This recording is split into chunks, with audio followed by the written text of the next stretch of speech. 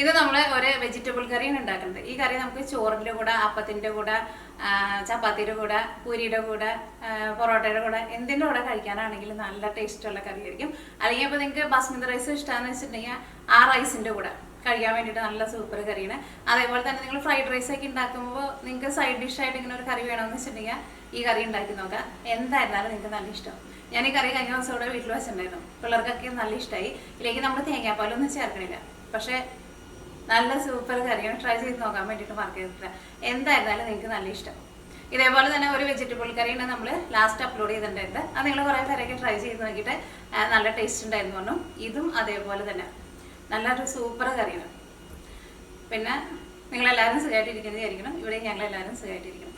അപ്പോൾ നമുക്ക് നമ്മുടെ കറി നമുക്ക് റെഡിയാക്കാം. ഇനി നമുക്ക് ഇത് റെഡിയാക്കാൻ വേണ്ടിയിട്ട് ഞാനിവിടെ കുറച്ച് വെജിറ്റബിൾസൊക്കെ എടുത്ത് വെച്ചിട്ടുണ്ട്. അപ്പോൾ ഞാനിവിടെ എടുത്തേക്കുന്നത് കോളിഫ്ലവർ എടുത്തിട്ടുണ്ട്. എല്ലാവരും നിങ്ങൾ കണ്ടില്ലേ, ഇതേപോലെ ഇങ്ങനെ കുറേശ്ശെ എടുത്താൽ മതി കേട്ടോ. കോളിഫ്ലവർ എല്ലാവരും കുറച്ച് വലിയ പീസായിട്ട് കട്ട് ചെയ്തിട്ട് എടുക്കുക. അതാ കുറച്ച് കോളിഫ്ലവർ എടുത്തിട്ടുണ്ട്, കുറച്ച് ബീൻസ് എടുത്തിട്ടുണ്ട്, പിന്നെ ക്യാരറ്റ്. അപ്പോൾ വെജിറ്റബിൾസ് എടുത്തത് കണ്ടില്ലേ. അപ്പോൾ നിങ്ങൾ ഒരുപാട് ചേർക്കരുത്. കാരണം കുറേ വെജിറ്റബിൾസ് ചേർത്തിട്ടുണ്ടെന്ന് വെച്ചിട്ടുണ്ടെങ്കിൽ നമ്മുടെ കറി ഒരു അവിയൽ പരിവായിരിക്കും. എല്ലാവരും കുറേശ്ശെ എടുക്കുക. ഇതിനകത്ത് നിങ്ങൾക്ക് ഏത് വെജിറ്റബിൾസാണ് കൂടുതൽ ഇഷ്ടമെന്ന് വെച്ചിട്ടുണ്ടെങ്കിൽ ആ വെജിറ്റബിൾസ് കൂടുതൽ എടുക്കുക. അപ്പോൾ ഇതിനകത്ത് ഏതെങ്കിലും ഒരു വെജിറ്റബിൾസ് നിങ്ങളുടെ അടുത്ത് ഇല്ലയെന്ന് വെച്ചിട്ടുണ്ടെങ്കിൽ അത് ചേർക്കാണ്ട് ബാക്കിയുള്ളത് വെച്ചിട്ട് റെഡി ആക്കിയിട്ട് എടുക്കുക. പിന്നെ നമുക്ക് ഇതിലേക്ക് വേണ്ടത് തക്കാളിയാണ് വേണ്ടത്. അപ്പോൾ ഞാനിവിടെ അതാ ഇതേപോലെ ഇത് ഇത്രയ്ക്ക് വലിപ്പമുള്ള, ഇത് അത്യാവശ്യം നല്ല വലിപ്പമുള്ള തക്കാളിയാണ്. ഇങ്ങനത്തെ 2 തക്കാളി എടുത്തിട്ടുണ്ട്. ഈ തക്കാളി നമ്മൾ കറിയിലേക്ക് ഇങ്ങനെ സാധാരണ ചേർക്കണ പോലെ ഇങ്ങനെ പീസായിട്ട് കട്ട് ചെയ്തിട്ടല്ല ചേർക്കുന്നത്. ജസ്റ്റ് മിക്സിയിൽ ഇട്ടിട്ട് ഒന്ന് അരച്ചിട്ട് ഒന്ന് പേസ്റ്റ് ആക്കിയിട്ടാണ് ചേർക്കുക. അപ്പോൾ ഈ 2 തക്കാളി നേരത്തെ കൂട്ടിയിട്ട് മിക്സിയിലിട്ടിട്ട് നല്ല പേസ്റ്റ് പോലെ അരച്ചിട്ടെടുക്കുക. അപ്പം നമ്മുടെ നാടൻ തക്കാളിക്ക് എന്ന് വെച്ചിട്ടുണ്ടെങ്കിൽ ഇത്രയ്ക്ക് വലിപ്പം ഉണ്ടാവില്ലല്ലോ. അപ്പോൾ നിങ്ങൾ അതനുസരിച്ചിട്ട് ഒരു 3 തക്കാളി എടുക്കുക. പിന്നെ ഈ തക്കാളിക്ക് എന്ന് വെച്ചിട്ടുണ്ടെങ്കിൽ ഇവിടെ അത്രയ്ക്ക് അധികം പുളിയില്ല കേട്ടോ. അപ്പോൾ നിങ്ങൾ അതനുസരിച്ചിട്ട് നിങ്ങൾക്ക് എടുക്കുമ്പോൾ അറിയാമല്ലോ, നിങ്ങൾ സ്ഥിരം ഉപയോഗിക്കുന്ന തക്കാളി ഏതാണെന്ന് വെച്ചിട്ടുണ്ടെങ്കിൽ നിങ്ങൾക്ക് അറിയാമല്ലോ. അപ്പോൾ അതനുസരിച്ചിട്ട് തക്കാളി ചേർക്കുക. പിന്നെ 2 സവോള ഇതാ നല്ല ചെറുതായിട്ട് കട്ട് ചെയ്തിട്ടുണ്ട്. ഇതിലേക്ക് നമുക്ക് സവോള കുറച്ച് കൂടുതൽ വേണം. പിന്നെ അതേപോലെ തന്നെ പച്ചമുളക് നിങ്ങളുടെ എരിവിനനുസരിച്ചിട്ട് ചേർക്കുക. ഇതിലേക്ക് നമ്മൾ മുളക് പൊടിയും കൂടിയിട്ട് ചേർക്കുന്നുണ്ട്. പിന്നെ ginger garlic paste 1.5 table spoon ginger garlic paste. ഞാനിവിടെ ഒരു 6 വലിയ വെളുത്തുള്ളിയും ഒരു വലിയ കഷ്ണം ഇഞ്ചിയും കൂടിയിട്ട് കുറച്ച് വെള്ളം ഒഴിച്ചിട്ട് നല്ല പേസ്റ്റ് പോലെ അരച്ചെടുത്തതാണ്. പിന്നെ കുറച്ച് കറിവേപ്പില എടുത്തിട്ടുണ്ട്. ഇതിലേക്ക് നമുക്ക് കുറച്ച് മല്ലിയിലയും വേണം. പിന്നെ നമ്മളിതിലേക്ക് ഒരു സീക്രട്ടായിട്ട് ചേർക്കുന്ന സാധനം കടലമാവാണ് ചേർക്കുന്നത്. പിന്നെ മസാലപ്പൊടികളായിട്ട് മഞ്ഞൾപ്പൊടിയും വേണം, മല്ലിപ്പൊടിയും വേണം, മുളക് പൊടിയും വേണം, ഗരം മസാലയും വേണം. അപ്പോൾ ഇത് നമുക്ക് റെഡിയാക്കാൻ വേണ്ടിയിട്ട് തുടങ്ങാം. അപ്പോൾ ഇത് റെഡിയാക്കാൻ വേണ്ടിയിട്ട് നമുക്കൊരു പാൻ എടുത്തിട്ട് ചൂടാക്കാം. ഇതിലേക്ക് ആവശ്യത്തിന് ഓയിൽ ചേർക്കാം. ഞാനിവിടെ വെളിച്ചെണ്ണയാണ് എടുക്കുന്നത്. അല്ലെങ്കിൽ നിങ്ങൾക്ക് സൺഫ്ലവർ ഓയിലോ നിങ്ങൾക്ക് ഇഷ്ടമുള്ള ഓയിൽ എടുക്കുക. സാധാരണ റെസ്റ്റോറൻറ്റിലൊക്കെ ഉണ്ടാക്കുമ്പോൾ ഒരു വെളിച്ചെണ്ണയിലായിരിക്കില്ല, ഒരു വെളിച്ചെണ്ണയുടെ ഒരു ടേസ്റ്റ് വരില്ല. പക്ഷേ നമുക്ക് വെളിച്ചെണ്ണയുടെ ടേസ്റ്റ് ഇഷ്ടമുണ്ടോ, അത് കുഴപ്പമില്ല. ഇച്ചിരി വെളിച്ചെണ്ണ കൂടുതൽ വേണം, കാരണം നമ്മൾ സവോള കുറച്ച് കൂടുതൽ എടുത്തിട്ടുണ്ടല്ലോ. അപ്പോൾ നോക്കിക്കേ, ഇവിടെ വെളിച്ചെണ്ണ കയറുന്നാൽ നല്ല വെള്ളം പോലെ ആയിട്ടുണ്ട്, നല്ല ചൂടായിട്ടുണ്ട് ഇവിടെ. അപ്പോൾ വെളിച്ചെണ്ണ നന്നായിട്ട് ചൂടായിട്ടുണ്ട്. ഫസ്റ്റ് നമുക്ക് കടുക് പൊട്ടിക്കുക. എൻ്റെ കടുക് തീർന്നിട്ടോ. നിങ്ങൾ കടുക് എത്രയാണെന്ന് വെച്ചിട്ടുണ്ടെങ്കിൽ അതനുസരിച്ചിട്ട് ചേർത്തോ. കടുകിന് ഇപ്പോൾ ഒരു കറക്റ്റ് ഇത്രയ്ക്ക് അളവുന്നില്ല. ഇതിപ്പോൾ ഏകദേശം ഒരു 1/2 ടീസ്പൂൺ ഉണ്ട്. ശരിക്കും കടുക് ഉണ്ടായിരുന്നെന്ന് വെച്ചിട്ടുണ്ടെങ്കിൽ ഞാൻ 1 ടീസ്പൂൺ ചേർത്തേനതാ. കടുകും പാത്രം തീർന്നു. ഇനി കടുക് വാങ്ങണം. ഇതിപ്പോൾ കുഴപ്പമില്ല, കടുക് ഇച്ചിരി കുറഞ്ഞാലൊന്നും കുഴപ്പമില്ല. ഇതിലേക്ക് 1/2 ടേബിൾ സ്പൂൺ ചെറിയ ജീരകം. തീ നന്നായിട്ട് കുറച്ച് വയ്ക്കുക.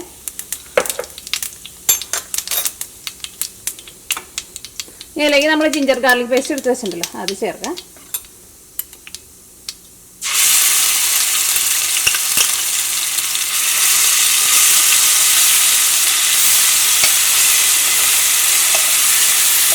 ഞാൻ ഈ ജിഞ്ചർ ഗാർലിക് പേസ്റ്റ് ഒന്ന് ചെറുതായിട്ടൊന്ന് മുരിഞ്ഞ് കഴിഞ്ഞിട്ട് സവോള ചേർത്താൽ മതി. അല്ലെങ്കിൽ സവോളയുടെ ഉള്ളിൽ നന്നായിട്ട് വെള്ളം ഉണ്ടല്ലോ. അപ്പോൾ ഈ ജിഞ്ചർ ഗാർലിക് പേസ്റ്റ് നമുക്ക് ശരിക്കും അങ്ങോട്ട് മുരിഞ്ഞ് കിട്ടില്ല.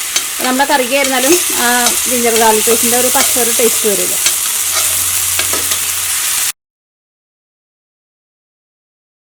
ഇതാ അപ്പോൾ ജിഞ്ചർ ഗാർലിക് പേസ്റ്റ് ആയിരുന്നാലും ഒന്ന് ചെറുതായിട്ടൊന്ന് മുരിഞ്ഞിട്ടുണ്ട്. കണ്ട, അതിൻ്റെ ആ പച്ച ഒരു ടേസ്റ്റൊക്കെ പോയിട്ടുണ്ട്. ഇനി ഇതിലേക്ക് നമുക്ക് പച്ചമുളക് ചേർക്കാം. നിങ്ങളുടെ എരിവിനനുസരിച്ചിട്ട് നിങ്ങൾ ചേർത്തോട്ടെ.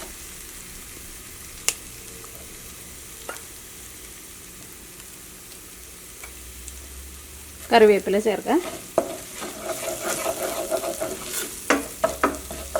അപ്പോൾ ജിഞ്ചർ ഗാർലിക് പേസ്റ്റ് ഒന്ന് ചെറുതായിട്ടൊന്ന് മൊരിഞ്ഞിട്ടുണ്ട്. ഇതിലേക്ക് നമ്മൾ ചേർക്കുന്നത് കടലപ്പൊടിയാണ് ചേർക്കുന്നത്. കടലപ്പൊടിയും കടലമാവൊക്കെ ഒന്ന് തന്നെയാണ്. അപ്പോൾ നിങ്ങളുടെ അടുത്ത് ഇപ്പോൾ കടലപ്പൊടി ഒന്നല്ലെങ്കിൽ നമുക്ക് കടയിൽ നിന്ന് കടലമാവ് നമുക്ക് കടയിൽ നിന്ന് വാങ്ങാൻ വേണ്ടിയിട്ട് കിട്ടില്ല. അപ്പോൾ നിങ്ങളുടെ അടുത്ത് കടലപ്പൊടി ഇല്ലയെന്ന് വെച്ചിട്ടുണ്ടെങ്കിൽ വെള്ളക്കടല ഉണ്ടല്ലോ, വെള്ളക്കടല മിക്സിയിൽ ഇട്ടിട്ട് ഒന്ന് പൊടിച്ചിട്ട് എടുക്കുക. എന്നിട്ട് ആ പൊടി ചേർത്താലും കുഴപ്പമില്ല. ഈ കടല അങ്ങനത്തെ സാധനങ്ങളൊക്കെ നിങ്ങൾ പൊടിച്ചിട്ട് എടുക്കുമ്പോൾ ചെറിയ ജാറിലിട്ടിട്ട് പൊടിക്കരുത് കേട്ടോ. നമ്മുടെ കുഞ്ഞ് ജാറുണ്ടല്ലോ അതിനകത്തിട്ടിട്ട് പൊടിക്കരുത്. അതിലും കുറച്ചുകൂടി വലിയതായിട്ടുള്ള ജാറുണ്ടല്ലോ ആ ജാറിലിട്ടിട്ട് പൊടിക്കാം. എന്താണെന്ന് വെച്ചിട്ടുണ്ടെങ്കിൽ കുഞ്ഞ് ജാറിലിട്ടിട്ടുണ്ടെന്ന് വെച്ചിട്ടുണ്ടെങ്കിൽ ആ ബ്ലേഡിൻ്റെ അടിയിൽ കയറിയിരിക്കും. അപ്പോൾ പൊടിഞ്ഞിട്ടാൻ വേണ്ടിയിട്ട് പാടായിരിക്കും. വെള്ളക്കടലേക്ക് നമ്മൾ ആ വലിയ ജാറിലിട്ടിട്ടുണ്ടെന്ന് വെച്ചിട്ടുണ്ടെങ്കിൽ നമുക്ക് പെട്ടെന്ന് പൊടിച്ചിട്ട് എടുക്കാൻ വേണ്ടിയിട്ട് പറ്റും. അപ്പോൾ കടലപ്പൊടി ഉണ്ടെന്ന് വെച്ചിട്ടുണ്ടെങ്കിൽ വെള്ളക്കടല ഉണ്ടെന്ന് വെച്ചിട്ടുണ്ടെങ്കിൽ അത് പൊടിച്ചിട്ട് എടുക്കുക. അപ്പോൾ ഇത് നമ്മൾ 2 ടേബിൾ സ്പൂണാണ് ചേർക്കുന്നത്. ഇത് നമ്മൾ ചേർത്ത് കഴിഞ്ഞിട്ട് ഈ കടലപ്പൊടി ഈ വെളിച്ചെണ്ണയിൽ കിടന്ന് ഒന്ന് നന്നായിട്ടൊന്ന് മൊരിയണം. അത് കഴിഞ്ഞിട്ടാണ് നമ്മൾ ഇതിലേക്ക് സവാള ചേർക്കുക. അല്ലെങ്കിൽ ഈ സവാളയുടെ വെള്ളം കൊണ്ട് നമുക്ക് ഈ കടലപ്പൊടിയൊന്നും നമുക്ക് ശരിക്കും മൊരിക്കില്ല. അപ്പോൾ നമുക്ക് ഇതിലേക്ക് 2 ടേബിൾ സ്പൂൺ കടലപ്പൊടി ചേർക്കാം. ഇതിലേക്ക് നമ്മൾ കടലമാവ് എടുത്ത് വെച്ചിട്ടില്ലേ അത് ചേർക്കുക. അതും കൂടിയിട്ട് ഒന്ന് മൊരിഞ്ഞിട്ട് സവാള ചേർക്കുക. അതാ ഇതേപോലെ ഇങ്ങനെ ടേബിൾ സ്പൂണിൽ ഇങ്ങനെ നിറച്ചെടുക്കുന്നുണ്ട് 2 ടേബിൾ സ്പൂൺ.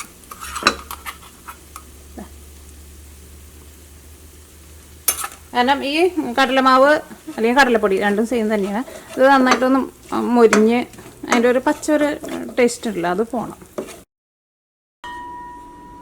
അപ്പോൾ ഈ കടലപ്പൊടിയും അത് കിടന്നിട്ട് ഒന്ന് നന്നായിട്ടൊന്ന് മൊരിഞ്ഞ് വരട്ടെ. ആ കടലപ്പൊടിയുടെ ഒരു പച്ചൊരു ടേസ്റ്റ് ഉണ്ടാവില്ല അത് പോകണം. തീ ഒരുപാട് കൂട്ടി വയ്ക്കരുത്. തീ ഒന്ന് ചെറുതായിട്ടൊന്ന് കുറച്ച് വയ്ക്കുക. കാരണം ഈ കടലപ്പൊടിക്ക് ഒട്ടും ഇങ്ങനെ കനലല്ലോ, ഭയങ്കര നൈസായിട്ടുള്ള പൊടിയല്ലോ. തീ അങ്ങനെ കൂട്ടി വെച്ചിട്ടുണ്ടെങ്കിൽ പെട്ടെന്ന് കരിയൂട്ടാ.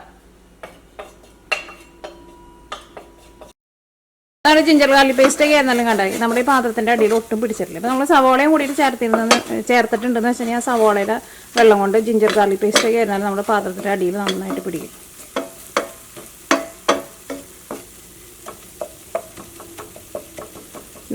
നമ്മുടെ കടലപ്പൊടി ആയിരുന്നാലും അത്യാവശ്യം നന്നായിട്ടൊന്ന് മൊരിഞ്ഞിട്ടുണ്ട്. ഇങ്ങനത്തെ ഓയിലൊക്കെ ഒന്ന് നന്നായിട്ട് തെളിഞ്ഞ് വരണേണ്ട. ഇതിലേക്ക് നമുക്ക് സവോള ചേർക്കാം.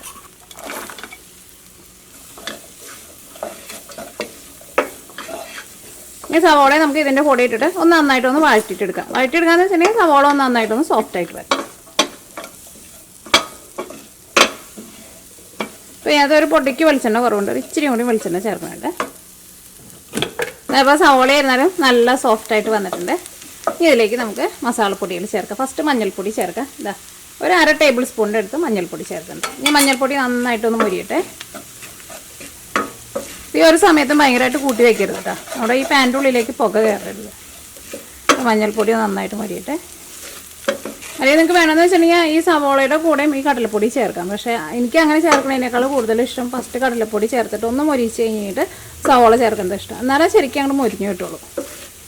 ഇതപ്പോൾ മഞ്ഞൾപ്പൊടി ഇതിനകത്ത് കിടന്നിട്ട് നന്നായിട്ട് മൊരിഞ്ഞിട്ടുണ്ട്. ഇനി ഇതിലേക്ക് നമുക്ക് മല്ലിപ്പൊടി ചേർക്കാം. മല്ലിപ്പൊടി ഞാനിവിടെ ഇതേപോലെ ഇങ്ങനെ ടേബിൾ സ്പൂണിൽ ഇങ്ങനെ നിറച്ചെടുക്കുന്നുണ്ട്. ഒരു 1.5 ടേബിൾ സ്പൂൺ മല്ലിപ്പൊടി. ഇനി ചെറിയ തീയിലിട്ടിട്ട് മല്ലിപ്പൊടി ആയിരുന്നാലും ഇതിൻ്റെ കൂടെ ഇട്ടിട്ട് നമുക്ക് നന്നായിട്ടൊന്ന് മൊരിച്ചിട്ട് എടുക്കാം. അപ്പോൾ നമ്മൾ ഇതിലേക്ക് ചേർത്തേക്കണ മസാലപ്പൊടികളൊക്കെ ആയിരുന്നാലും നമ്മൾ കടലപ്പൊടി ആയിരുന്നാലും ഒന്നും ഇതിൻ്റെ കൂടെ കിടന്നിട്ട് അങ്ങോട്ട് കരിഞ്ഞു പോയിട്ടില്ല കേട്ടോ. അത് പ്രത്യേകം ശ്രദ്ധിക്കാം. ഒരു പ്രത്യേക ഒരു നല്ലൊരു സ്മെല്ല് വരുന്നുണ്ട്. തന്നെ ഇതിനകത്ത് കടലപ്പൊടിയും കൂടിയിട്ടാണ് കിടന്ന് മൊരിഞ്ഞപ്പോഴേ. മല്ലിപ്പൊടി ആയിരുന്നാലും ചേർത്ത് കഴിഞ്ഞിട്ടുണ്ടെങ്കിൽ ഒരു ഇച്ചിരി സമയം എടുക്കും കേട്ടോ മൊരിഞ്ഞ് കിട്ടാൻ വേണ്ടിയിട്ട്. തീ അങ്ങോട്ട് കൂട്ടി വെച്ചിട്ട് പെട്ടെന്ന് റെഡിയാക്കാമെന്ന് വിചാരിക്കണ്ടേ. അപ്പോൾ നമ്മുടെ മല്ലിപ്പൊടി ആയിരുന്നാലും നന്നായിട്ട് മൊരിഞ്ഞിട്ടുണ്ട്. അപ്പോൾ നിങ്ങൾ വിചാരിക്കും മല്ലിപ്പൊടി മൊരിഞ്ഞത് എങ്ങനെയാണ് അറിയാമെന്ന്. ഒരു നല്ലൊരു മണം വരും നമുക്ക്, ഒരു പച്ച സ്മെല്ല് പോയിട്ട്. അപ്പോൾ ഈ മസാലപ്പൊടികളൊക്കെ മൊരിയാൻ ആവശ്യത്തിനുള്ള ഓയിൽ ഇതിനകത്ത് ഉണ്ടാവണം കേട്ടോ. എന്നാൽ മാത്രമേ നമുക്ക് മൊരിഞ്ഞ് കിട്ടുള്ളൂ. അല്ലെങ്കിൽ നമ്മളിങ്ങനെ ഇളക്കുമ്പോൾ എല്ലാവരും അങ്ങോട്ട് കരിഞ്ഞ പോലെ ഇരിക്കും. ഇതിലേക്ക് നമുക്ക് മുളക് പൊടി ചേർക്കാം. അപ്പോൾ ഞാനിവിടെ കാശ്മീരി മുളക് പൊടിയാണ് ചേർക്കുന്നത്. ഇതിന് തീരെ എരിവില്ല കേട്ടോ. അപ്പോൾ നിങ്ങൾക്ക് കുറച്ച് എരിവ് വേണമെന്ന് വെച്ചിട്ടുണ്ടെങ്കിൽ നിങ്ങൾ അതനുസരിച്ചിട്ട് സാധാരണ മുളക് പൊടി ചേർക്കുക. ഈ കാശ്മീരി മുളക് പൊടി ചേർക്കണമെന്ന് നിർബന്ധമൊന്നുമില്ല. നമ്മുടെ കറിക്ക് ഒരു കളറിന് വേണ്ടിയിട്ടാണ് ചേർക്കുന്നത്. അപ്പോൾ നിങ്ങൾക്ക് കുറച്ച് നല്ല എരിവിൽ ഉണ്ടാക്കണമെന്ന് വെച്ചിട്ടുണ്ടെങ്കിൽ സാധാരണ മുളക് പൊടി ചേർക്കുക. അല്ലെങ്കിൽ 2 മുളക് പൊടി മിക്സ് ചെയ്തിട്ട് ചേർക്കാം. കാശ്മീരി മുളക് പൊടി ഞാനിവിടെ ഒരു 1.25 ടേബിൾ സ്പൂണാണ് ചേർക്കുന്നത്. പിന്നെ ഈ വെജിറ്റബിൾ കറിയൊക്കെ ആകുമ്പോൾ ഒരുപാട് ഇങ്ങനെ എരിവിൽ എടുക്കുന്നതിനേക്കാളും നല്ലത് ഒരു ചെറുതായിട്ടൊരു സ്പൈസി ആയിട്ട് എടുക്കുന്നതായിരിക്കും ടേസ്റ്റ് ഉണ്ടാവുക. ഇനി മുളക് പൊടി ആയിരുന്നാലും ഇതിനകത്ത് കിടന്നിട്ട് നന്നായിട്ട് മൊരിയട്ടെ. ഇനി നമ്മൾ ഇതിലേക്ക് തക്കാളി പേസ്റ്റാണ് ചേർക്കാൻ വേണ്ടിയിട്ട് പോകുന്നത്. 2 തക്കാളി നമ്മൾ മിക്സിയിലിട്ടിട്ട് അരച്ച് വെക്കാൻ പറഞ്ഞിട്ടില്ലേ, അതാണ് ചേർക്കാൻ വേണ്ടിയിട്ട് പോകുന്നത്.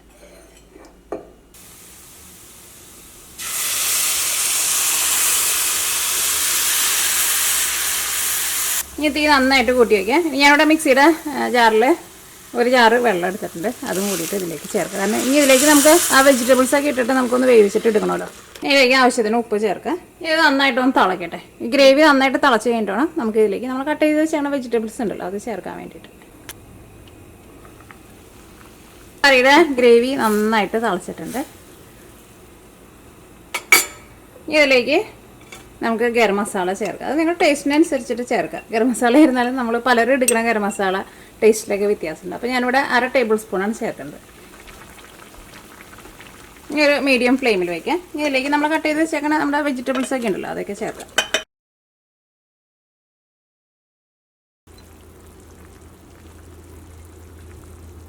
ഇതിലേക്ക് നിങ്ങൾക്ക് ഫ്രോസൺ പീസ് ഉണ്ടല്ലോ, നമ്മൾ ഫ്രഷ് ആയിട്ടുള്ള പീസ് ഉണ്ടല്ലോ, അത് വേണമെന്ന് വെച്ചിട്ടുണ്ടെങ്കിൽ അതും കൂടിയിട്ട് ചേർക്കാം. ഇനി ഒരു മീഡിയം ഫ്ലെയിമിൽ വെച്ചിട്ട് മൂടി വെച്ചിട്ട് ഈ കറി നമുക്ക് നന്നായിട്ടൊന്ന് കഷ്ണങ്ങളൊക്കെ നന്നായിട്ടൊന്ന് വെന്ത് വരാൻ വേണം. ഈ കറിയുടെ ഗ്രേവി ആയിരുന്നാലും ഒന്ന് ചെറുതായിട്ടൊന്ന് തിക്കായിട്ട് വരെയും ചെയ്യണം. ഇതിലേക്ക് നമ്മൾ ഈ കടലപ്പൊടി നമ്മൾ ചേർത്തിട്ടുണ്ടല്ലോ, അതുകൊണ്ട് തന്നെ നമ്മുടെ കറിയുടെ ആ ഗ്രേവിക്ക് അത്യാവശ്യം നല്ലൊരു തിക്നെസ്, നല്ലൊരു ടേസ്റ്റ് ഉണ്ടാവും. അപ്പോൾ ഈ നമുക്ക് മൂടി വയ്ക്കാം. ഇടയ്ക്ക് കറി ഒന്ന് ഇളക്കിയിട്ട് കൊടുക്കണം.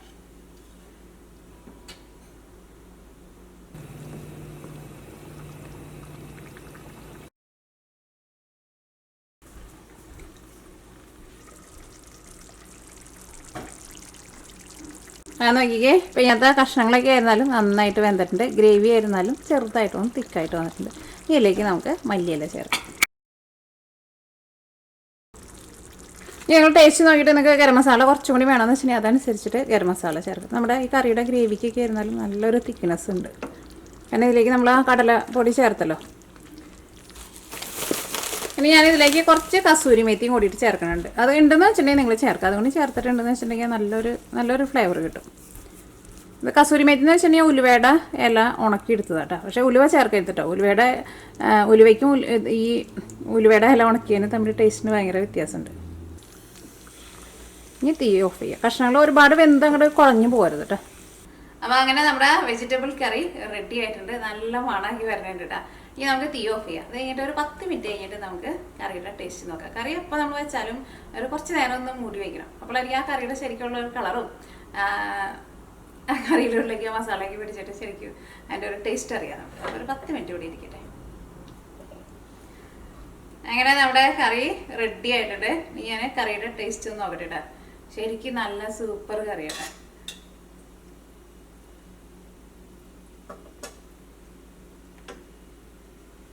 കഴിച്ചോട്ടെ.